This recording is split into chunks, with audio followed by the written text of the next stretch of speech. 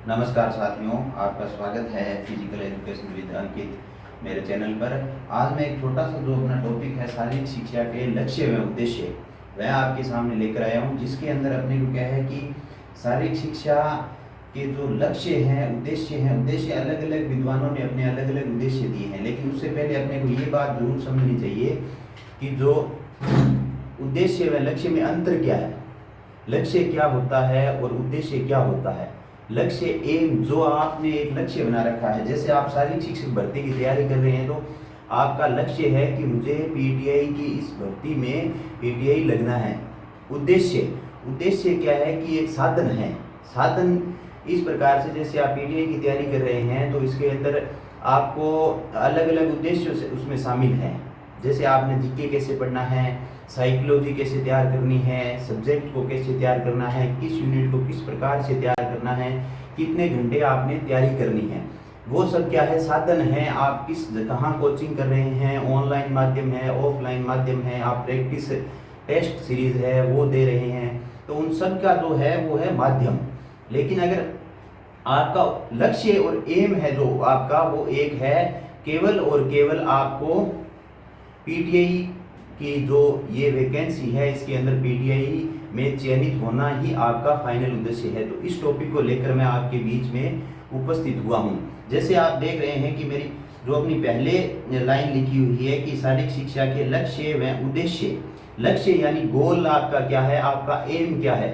उद्देश्य होते हैं ऑब्जेक्टिव। उद्देश्य अलग अलग हो सकते हैं लेकिन लक्ष्य एक ही होता है। आप पीटीआई भर्ती की तैयारी कर रहे हैं, आपका लक्ष्य है पीटीआई बनना, लेकिन उसके बाद में भी अगर आपके पास उद्देश्य है कि मुझे अच्छी नौकरी मिलेगी, उसके बाद में अच्छी तरह से मैं अपना जीवन यापन करूंगा, मैं ये करूंगा, मैं बुलेट लाऊंगा, ये करूंगा, गाड़ियां खरीदूंगा, तो ये आपकी क्या है, अलग अलग उद्देश्य हैं। लेकिन लक्ष्य आपका एक है। उद्देश्य साधन है, वह लक्ष्य क्या है कि एक साध्य है। यानी आपके उद्देश्य अलग अलग हो सकते हैं, उद्देश्य बहुत सारे हो सकते हैं, लेकिन लक्ष्य आपका एक है, पीटीआई भर्ती में चयनित होना। तो इसके अंदर मिनिस्ट्री ऑफ एजुकेशन की जो परिभाषा है, शारीरिक शिक्षा का लक्ष्य प्रत्येक बालक को शारीरिक, मानसिक और भावनात्मक रूप से तंदुरुस्त बनाना। उसके साथ ही उसका उद्देश्य बच्चों में व्यक्तिगत और सामाजिक गुणों का विकास करना भी है, ताकि वे लोगों के साथ खुशी से रह सकें और स्वस्थ जीवन जिए। मिनिस्ट्री ऑफ एजुकेशन के द्वारा ये परिभाषा दी गई है। इसमें इन्होंने 3 चीजों पर मुख्यतः बल दिया है, शारीरिक, मानसिक और भावनात्मक रूप से तंदुरुस्त। शारीरिक मतलब शरीर से, मानसिक मतलब आपका जो मानसिक संतुलन है वो दृढ़ होना चाहिए। भावनात्मक, आप भावनात्मक रूप से सामाजिक प्राणी हैं, समाज में आपके नैतिक दायित्व हैं, उनके साथ आप जुड़े हुए हैं, तो वो सब क्या है, भावनात्मक चीजें हैं। और बच्चों में व्यक्तिगत में सामाजिक गुणों का विकास करना है। व्यक्तिगत में शारीरिक और मानसिक दोनों आ जाएंगे। सामाजिक में जो है आपके भावनात्मक गुण हैं। भावनात्मक में समाज में आप किस प्रकार से जीवन यापन कर रहे हैं, किस प्रकार से रह रहे हैं, ये सब क्या है, आपके सामाजिक गुणों का विकास है। उसी से आप समाज में रहे और स्वस्थ जीवन जिए। मिनिस्ट्री ऑफ एजुकेशन की ये परिभाषा है। मात्र और मात्र शारीरिक शिक्षा का अगर आपसे उद्देश्य पूछा जाता है तो शारीरिक शिक्षा का एक ही उद्देश्य है, लक्ष्य है सर्वांगीण विकास। उद्देश्य अलग अलग हो सकते हैं, जैसे सामाजिक विकास है, मानसिक विकास है, शारीरिक विकास है, व्यक्तिगत विकास है, ये सब क्या है, उद्देश्य हैं। लेकिन लक्ष्य आपका एक ही है कि सर्वांगीण विकास। सर्वांगीण विकास में ये सभी चीजें आती हैं, सामाजिक, भावनात्मक, नैतिक विकास है, शारीरिक विकास है। यानी जितने भी प्रकार के समाज में स्वस्थ शरीर के साथ, स्वस्थ मन के साथ, स्वस्थ तन के साथ रहने के जितने भी साधन हैं वो सब के सब किसमें आएंगे, सर्वांगीण विकास में। यानी शारीरिक शिक्षा के उद्देश्य अलग अलग हैं लेकिन लक्ष्य एक है, सर्वांगीण विकास। जैसे आपने मान लो तय किया कि मुझे फिजिकल फिट होना है, फिजिकल फिट होने के लिए आपने उद्देश्य अलग अलग बनाए हैं। उद्देश्य अलग अलग किस प्रकार से बनाए हैं, जैसे आपने सुबह रनिंग स्टार्ट की है, उसके बाद में आपने योगा शुरू किया है, उसके बाद में आपने खान पान में अपने में सुधार किया है, आपने प्रोटीन्स वगैरह ज़्यादा ले रहे हैं, कार्बोहाइड्रेट को कम किया है, तो वो आपके उद्देश्य है। लेकिन लक्ष्य आपका एक है कि मुझे फिजिकल रूप से फिट होना है। तो उद्देश्य, और मैं उम्मीद करता हूं कि आपको ये बात जरूर समझ आई होगी कि उद्देश्य है, उसके अंदर लक्ष्य और उद्देश्य में आप भेद कर पाएंगे। यानी उद्देश्य, लक्ष्य तक पहुंचने के लिए उद्देश्य क्या है, सीढ़ियां हैं। लक्ष्य आपका एक है लेकिन उस पर अलग अलग चरणों में आप उस पर काम कर रहे हैं। उसके बाद में अपने आगे देखते हैं कि जो हमारा एक इंस्टीट्यूट है प्रज्ञा कॉम्पिटिटिव लाइन कोचिंग सूरतगढ़, वहाँ मैं ऑफलाइन कोचिंग करवा रहा हूँ। 20 मई से नया बैच प्रारंभ हो रहा है। तो आप अगर सूरतगढ़ के आसपास ऑफलाइन अगर कोई कोचिंग करना चाहता है तो हमारे बैच को जरूर ज्वाइन करें और हमें एक मौका अवश्य दें। 3 दिन की डेमो क्लास है, उसके मिनिमम फीस में हम कार्य कर रहे हैं। उसके साथ में फर्स्ट जो पेपर है उसकी भी हमारे पास क्लासेस चल रही हैं। एक बेहतरीन टीम हमने तैयार की है। हमारा उद्देश्य है शारीरिक शिक्षक भर्ती 2026 के लिए जितने भी बच्चे हमारे पास आ रहे हैं उनको बेहतरीन, हमारा एक ही मकसद है कि बेहतरीन कॉन्सेप्ट के साथ बेहतरीन मैटर उपलब्ध करवाना और उसको एक शानदार तरीके से तैयारी करवाना। तो आप हमसे जुड़ सकते हैं ऑफलाइन कोचिंग के माध्यम से। अगर आप जुड़ना चाहते हैं तो हमारा ये जो प्रज्ञा कंपटीशन लाइन कोचिंग सूरतगढ़ में आपका स्वागत है। आप जरूर एक बार विजिट करना, अगर आसपास हो एक बार क्लास लगाकर जरूर देखना। उसके बाद में बाकियों और हम में फर्क जरूर आ जाएगा। हमारे अन्य बेंच भी चल रहे हैं उसके अंदर, जैसे राजस्थान कांस्टेबल के लिए नया बेंच हमने टारगेट बेंच लॉन्च किया है। उसके अलावा राजस्थान स्पेशल जीके का बेंच भी है। एक अनुभवी टीम के साथ हम भी आपके साथ आए हैं, तो हमें एक बार सेवा का मौका जरूर दें। उसके बाद में लक्ष्य और उद्देश्य में अंतर, लक्ष्य और उद्देश्य के अंदर अपने अंतर क्या क्या अंतर कर सकते हैं। लक्ष्य एक व उद्देश्य अनेक। जैसे मैंने आपको पहले बताया कि लक्ष्य व्यक्ति का एक होता है लेकिन उद्देश्य क्या है, अलग अलग हो सकते हैं। लक्ष्य एक निश्चित दिशा में होता है। आपका एक पर्पस है कि मुझे ये चीज प्राप्त करनी है, लेकिन उसको लक्ष्य को प्राप्ति करने के लिए उद्देश्य है जो आपके, उनको उद्देश्यों की प्राप्ति के बिना आप लक्ष्य को प्राप्त नहीं कर सकते। अगर आपने लक्ष्य को प्राप्त करना है तो आप छोटे छोटे टारगेट्स में, जैसे आपका मान लो आज जैसे टेस्ट है तो उसके लिए आपको ये प्रिपरेशन होनी चाहिए कि मैंने 2 घंटे इस टॉपिक को देने हैं, 2 घंटे इस टॉपिक को देने हैं, 2 घंटे इसको, यानी छोटे छोटे उद्देश्य में बांटकर आपका जो टारगेट है उसको आप अचीव कर सकते हैं। उद्देश्य व लक्ष्य एक दूसरे के पूरक हैं, यानी उद्देश्य के बिना आप लक्ष्य को प्राप्त नहीं कर पा सकते और लक्ष्य के बिना आप उद्देश्य पर काम नहीं कर सकते। लक्ष्य में उद्देश्य सम्मिलित होते हैं, यानी मैंने आपको पहली लाइन बोली थी कि जो लक्ष्य को प्राप्त करने के लिए उद्देश्य एक सीढ़ी है, तो उसी प्रकार से क्या है कि लक्ष्य में उद्देश्य सम्मिलित होते हैं। लक्ष्यों की प्राप्ति हेतु उद्देश्य होते हैं। अगर आपने लक्ष्य प्राप्त करना है तो उद्देश्य आपको छोटे छोटे भागों में विभाजित करके रखना होगा। उसके बाद में मैं उम्मीद कर रहा हूं कि आपको ये चीजें बहुत अच्छे से समझ आ रही होगी। देखिए, अगर आपसे पूछा जाए कि शारीरिक शिक्षा के सामान्य उद्देश्य को अपने 4 भागों में बांट सकते हैं। शारीरिक, मानसिक, सामाजिक और संवेगात्मक। शारीरिक का मतलब है कि आपके शारीरिक जो आप स्वस्थ हैं। मानसिक का मतलब है कि आप मानसिक रूप से पूर्ण रूप से स्वस्थ हैं। और उसके बाद में सामाजिक, यानी आप समाज में रहने लायक प्राणी हैं। अगर आप शारीरिक और मानसिक रूप से स्वस्थ हैं लेकिन अगर आप समाज में कुछ ऐसे काम कर रहे हैं जो समाज में रहने लायक ही नहीं है, तो इसका मतलब आप क्या है कि शारीरिक शिक्षा के जो उद्देश्य हैं उनकी पूर्ति नहीं कर सकते। संवेगात्मक रूप से आप मजबूत हैं। अगर कहीं मान लो दुख भरी कोई खबर है तो उसमें आप संवेग प्रकट करेंगे कि मुझे इस बात का दुख हुआ। अगर खुशी का माहौल है तो आप उस खुशी में शामिल होंगे कि मुझे इस चीज की बहुत खुशी है।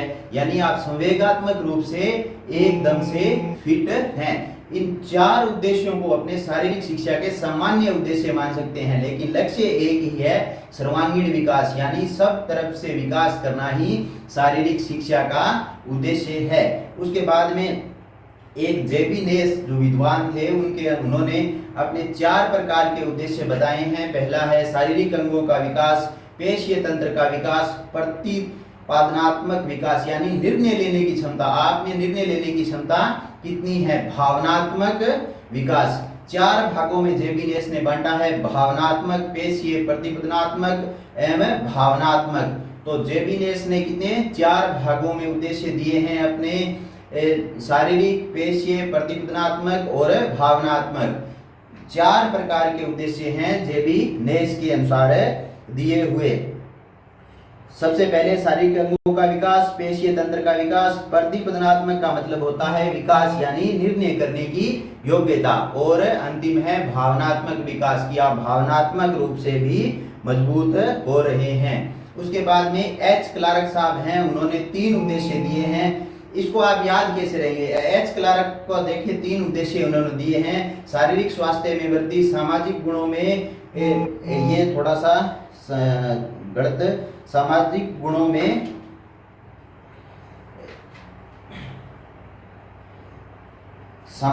में वृद्धि, और उसके बाद में है संस्कृति।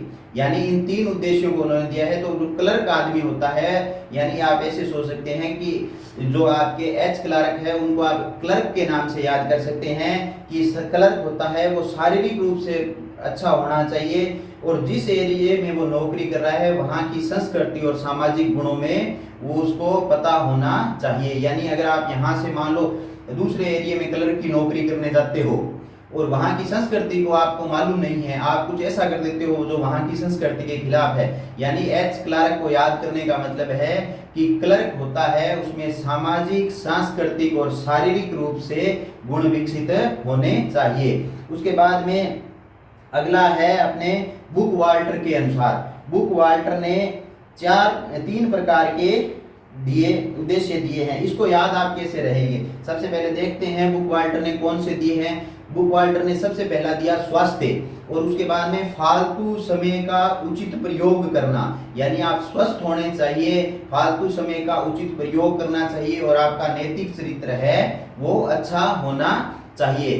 तो उसके अंदर आप इसको याद कैसे रख सकते हैं? जैसे अगर आप मान लो एक बुक पढ़ने के शौकीन आदमी हैं, बुक वाल्टर से बुक नाम याद रखना। इसमें क्या है कि अगर आप बुक पढ़ते हैं तो फालतू समय का उचित प्रयोग कर पाएंगे, आप स्वस्थ रहेंगे और आपका नैतिक चरित्र भी अच्छा रहेगा। यानी बुक पढ़ने वाले जो लोग हैं वो फालतू समय का उचित प्रयोग करते हैं, उनका नैतिक चरित्र अच्छा होता है, उनका स्वास्थ्य अच्छा होता है। तो बुक वाल्टर को आप याद कर सकते हैं बुक नाम से। उसके बाद में अगला देखते हैं। अगला है जो हेथरिंगटन के अनुसार, हेथरिंगटन साहब ने 5 प्रकार के उद्देश्य शारीरिक शिक्षा में दिए हैं। यानी तुरंत, एक तो तुरंत जो तात्कालिक प्रभाव है, यानी जो आप शारीरिक शिक्षा में जो कार्य कर रहे हैं उसका तुरंत हाथों हाथ, हेथरिंगटन से रखना हाथों हाथ, यानी तुरंत प्रभाव। और एक उसमें दिया हुआ है दीर्घकालीन प्रभाव, तुरंत प्रभाव और दीर्घकालीन प्रभाव। यानी अगर आप हाथों हाथ, हेथरिंगटन से आप क्या याद रखेंगे? हाथों याद रखेंगे, यानी तुरंत प्रभाव, यानी आपका जो शारीरिक शिक्षा में काम कर रहे हैं उस पर तुरंत प्रभाव क्या पड़ता है। और एक दीर्घकालीन, यानी आप लंबे समय से मान लो ट्रेनिंग कर रहे हैं, तो लंबे समय से ट्रेनिंग कर रहे हैं तो आपकी मांसपेशियां मजबूत होगी, आपकी मानसिक स्थिति मजबूत होगी। तो इस प्रकार से आप इसे याद कर सके, हाथों हाथ इसका प्रभाव पड़ता है। विकासात्मक उद्देश्य, यानी विकासात्मक उद्देश्य का मतलब है कि अगर आप मान लो हाथों हाथ ट्रेनिंग कर रहे हैं तो तात्कालिक प्रभाव भी पड़ेगा, दीर्घकालिक प्रभाव भी पड़ेगा, और आप में विकास भी होगा। विकासात्मक उद्देश्य इनका दिया हुआ है। उसके बाद में बात करते हैं सामाजिक स्तर का उद्देश्य। सामाजिक स्तर का उद्देश्य का मतलब है कि आप जो हाथों हाथ, एक तो हेथरिंगटन से याद रखना हाथों हाथ, उसमें एक चीज ये याद रखना कि जो दीर्घकालीन, तत्कालीन प्रभाव और विकासात्मक, 3 आपको याद हो गए हैं। चौथा है सामाजिक स्तर का उद्देश्य, यानी समाज में भी तो आप पर हाथों हाथ प्रभाव पड़ेगा, आपका सामाजिक स्तर अच्छा हो जाएगा, शारीरिक स्थिति का नियंत्रण भी अच्छा हो जाएगा। तो हेथरिंगटन के द्वारा 5 प्रकार के उद्देश्य दिए गए। सबसे पहला था कि तत्कालिक प्रभाव, उसके बाद में विकासात्मक, उसके बाद में दीर्घकालीन, उसके बाद में सामाजिक स्तर का उद्देश्य और शारीरिक शिक्षा का नियंत्रण। उसके बाद में अगला देखते हैं लेस्ली के अनुसार। लेस्ली ने भी 5 प्रकार के उद्देश्य दिए हैं। शरीर के अंगों का विकास, शरीर के अंगों का विकास, बौद्धिक विकास, भावनात्मक विकास, स्नायु पेशीय विकास और सामाजिक विकास। स्नायु पेशीय यानी न्यूरोमस्कुलर जो कोऑर्डिनेशन है, शरीर के अंगों का विकास। देखो लेस्ली से आप याद करना कि लचीला आदमी, यानी जो आलसी आदमी है वो किस प्रकार होता है, उसके शारीरिक अंगों का विकास नहीं होता, वो पड़ा रहता है, बौद्धिक विकास नहीं होता, भावनात्मक रूप से, भावनाशक लिख दिया है, भावनात्मक होगा भैया, भावनात्मक विकास। उसके बाद में याद रखना आप देखो, लेसली यानी लसीला यानी आलसी आदमी है, उसके शारीरिक अंगों का विकास नहीं होता, बौद्धिक विकास बिल्कुल नहीं होता है, भावनात्मक रूप से वो बिल्कुल विकसित नहीं होता है, स्नायु पेशीय विकास उसका नहीं होता है, सामाजिक विकास उसका नहीं हो पाता है। तो लसीला जो आलसी आदमी है उसका कौन कौन सा विकास नहीं हो पाता है, शारीरिक विकास, बौद्धिक विकास, भावनात्मक, सामाजिक और स्नायु पेशीय विकास उसका नहीं हो पाता है। उसके बाद में अगला है एडवर्ड एफ वाल्टर के अनुसार, एडवर्ड एफ वाल्टर साहब ने 4 प्रकार के उद्देश्य अपने सामने रखे कि शारीरिक विकास, हरकत एवं प्रेरक कार्य क्षमता विकास, ज्ञान एवं समझ का विकास और सामाजिक एवं भावनात्मक विकास। यानी एडवर्ड एफ वाल्टर के अनुसार आप क्या है, शारीरिक विकास आपका हो रहा है, हरकत एवं प्रेरक कार्य क्षमता यानी आप किस प्रकार से हरकत करते हुए अपने को प्रेजेंट कर रहे हैं, आपकी कार्य क्षमता, ज्ञान एवं समझ का विकास। उन्होंने कहा है कि शारीरिक शिक्षा में उद्देश्य है वो ज्ञान एवं समझ का विकास भी होता है, सामाजिक एवं भावनात्मक विकास भी होता है। उसके बाद में आते हैं एस.सी. बक साहब। एस.सी. बक साहब ने क्या दिया कि उन्होंने कहा, एस.सी. बक साहब कहते हैं शारीरिक विकास मस्तिष्क का मांसपेशियों में से सामंजस्य यानी न्यूरोमस्कुलर कोऑर्डिनेशन, खेल के लिए उचित क्षमता का विकास, सामाजिक एवं चारित्रिक विकास, अच्छी आदतों तथा स्वभाव का। एस.सी. बक यानी हैरी क्रो बक भारतीय शारीरिक शिक्षा के पितामह कहा जाता है इनको। इनका शारीरिक विकास, मस्तिष्क का मांसपेशियों से सामंजस्य, खेल के लिए उचित क्षमता का विकास, सामाजिक व चारित्रिक विकास और अच्छी आदतों तथा स्वभाव का विकास। तो इन्होंने कितने 5 प्रकार के, सबसे पहले शारीरिक विकास, मस्तिष्क का मांसपेशियों यानी न्यूरोमस्कुलर कोऑर्डिनेशन और खेल के लिए उचित क्षमता का विकास, सामाजिक तथा चारित्रिक विकास और अच्छी आदतों तथा स्वभाव का विकास। 5 प्रकार के उद्देश्य एस.सी. बक साहब ने शारीरिक विकास, मस्तिष्क का मांसपेशियों से सामंजस्य यानी न्यूरोमस्कुलर कोऑर्डिनेशन की बात कर रहे हैं। उसके बाद में खेल के लिए उचित क्षमता का विकास, उसके बाद में सामाजिक तथा चारित्रिक विकास की बात, अच्छी आदतों तथा स्वभाव का विकास।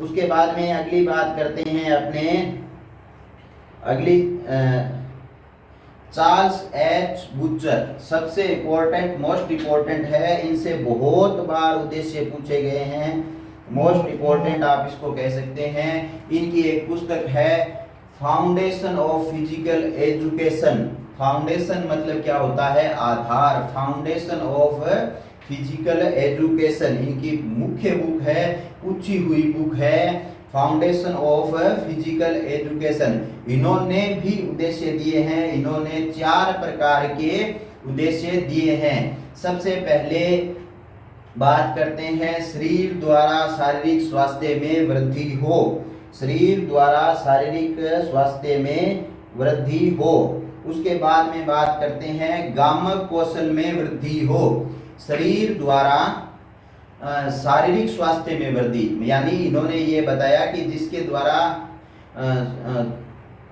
सॉरी भाई, अच्छा, शारीरिक विकास और गामक विकास।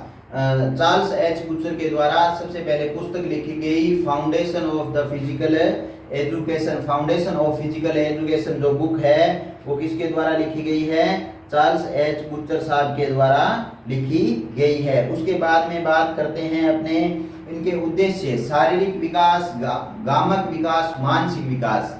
शारीरिक विकास, गामक विकास, मानसिक विकास और सामाजिक विकास यानी मानवीय संबंधों का विकास। सामाजिक विकास यानी सामाजिक प्राणी पर अपने बात कर चुके हैं कि समाज में किस प्रकार से रहा जाए, वही है सामाजिक विकास, कि आप समाज में रहने लायक हैं या नहीं है, सामाजिक परंपराओं का मान सम्मान करते हैं या नहीं करते हैं। इन्होंने क्या है कि 4 प्रकार के उद्देश्य बताए हैं, शारीरिक, गामक और मानसिक। 3 तो ये हैं, चौथा इन्होंने सामाजिक विकास को प्राथमिकता दी है। तो इनके 4 उद्देश्य हैं, वो इनके 4 चर हैं, बुच्चर से याद रखना, चर शारीरिक, गामक, मानसिक और सामाजिक। और उसके बाद में अगले हैं हैंगमैन व ब्राउन बेल के अनुसार।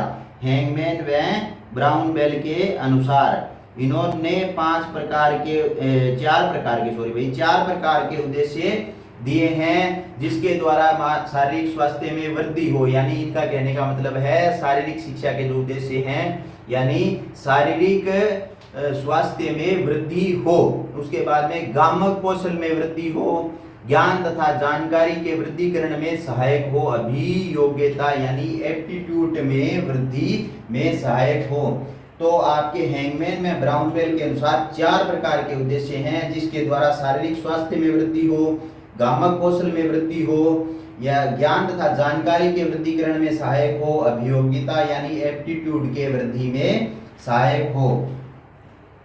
उसके बाद में अपने बात करते हैं अगले, मुख्य रूप से आपको ये पता होना चाहिए कि ऑफर्ड जो अमेरिका की एक संस्था है, यानी अमेरिका को आधुनिक जो शारीरिक शिक्षा का इतिहास है उसमें सबसे अग्रणी देश माना जाता है। यानी अमेरिका में शारीरिक शिक्षा पर और खेलों के अंदर अनुसंधान शोध बहुत ज़्यादा होते हैं, इसके कारण अमेरिका को अग्रणी देश माना जाता है। वहाँ की एक संस्था है जो 1985 में स्थापित हुई थी, ऑफर्ड। उस समय उसका नाम था American alliance for health, physical education, recreation and dance. Offered की फुल फॉर्म ये बहुत बार पूछा गया है। ऑफर्ड की full form American alliance for health, physical education, recreation and dance. उसके बाद में इसकी स्थापना 1885 में हुई, लेकिन 2013 में इसका नाम बदलकर सेप के नाम से रखा गया। सेप यानी अमेरिका, सेप अमेरिका, इसका फुल फॉर्म है सेप की एस से society of H health and physical educators. SHAPE 2013 में इसका नाम बदल दिया गया है, जिसका मतलब है society of health physical educators कर दिया गया है। यानी पहले ऑफर्ड नाम था, 2013 में इसका नाम परिवर्तित कर दिया गया है, जो सेप के नाम से रखा गया है society of health and physical educators. Offered के द्वारा भी 5 प्रकार के उद्देश्य दिए गए हैं शारीरिक शिक्षा के लिए। सबसे पहले उन्होंने बताया कि फिजिकल फिटनेस, यानी शारीरिक शिक्षा का पहला उद्देश्य इन्होंने कहा कि व्यक्ति है वो शारीरिक रूप से फिट होना चाहिए। उसके बाद में है मानसिक स्वास्थ्य एवं स्फूर्ति, यानी व्यक्ति मानसिक रूप से स्वस्थ होना चाहिए। उसके बाद में है अगला सामाजिक एवं नैतिक चरित्र, यानी व्यक्ति का सामाजिक और नैतिक चरित्र है वो अच्छा होना चाहिए। ये उद्देश्य है शारीरिक शिक्षा के ऑफर्ड के द्वारा दिया हुआ। पहला है फिजिकल फिटनेस, दूसरा है मानसिक स्वास्थ्य एवं स्फूर्ति, चौथा है भावनात्मक अभिव्यक्ति की ओर नियंत्रण, यानी भावनात्मक रूप से व्यक्ति है वो अपनी भावनाओं को अभिव्यक्त भी कर पाए, लेकिन जहां उसको रोकने की यानी नियंत्रित करने की आवश्यकता हो वहां वह नियंत्रण भी कर पाए। और गुण और दोष विवेचन, यानी वो बुरे और अच्छे में फर्क करना जानता हो। तो ये मुख्य उद्देश्य थे जो शारीरिक शिक्षा के जो दिए गए थे। इसके अलग अलग विद्वानों के द्वारा, अलग अलग संस्थाओं के द्वारा जो आपको हल करवा दिए गए हैं। तो मैं आपसे उम्मीद करूंगा कि ये जो वीडियो आप देख रहे हैं इसकी डिस्क्रिप्शन में हमारा टेलीग्राम चैनल का लिंक दिया हुआ है, आप वहां पर मेरे साथ जुड़ सकते हैं। और अगर आप लोग इस वीडियो को अच्छा प्रोत्साहित करते हैं, यानी अच्छे व्यूज और अच्छा कंटेंट आपको चाहिए, तो आप मेरे साथ जुड़े रहिए। मैं उम्मीद करता हूं कि आप लोगों को ये वीडियो बहुत अच्छा लगा होगा। तो कृपया करके इस वीडियो को अपने साथियों की जो भी शारीरिक शिक्षक भर्ती 2026 के लिए अभी से प्रिपरेशन कर रहा है, यानी अपने पास अच्छा समय है, अभी बहुत टाइम है, आराम से चलते हुए देखिए। हमारे टेलीग्राम चैनल पर हर हफ्ते में 2 टेस्ट हैं वो फ्री डाले जाते हैं। उनको पहले बता दिया जाता है कि आगामी टेस्ट किस तारीख को किस टॉपिक पर होगा। तो मैं आपसे उम्मीद करता हूं कि आपको ये अच्छी तरह से आप मेरे साथ जुड़ेंगे और मैं आपके लिए अच्छे से अच्छा कंटेंट लाता रहूंगा। धन्यवाद।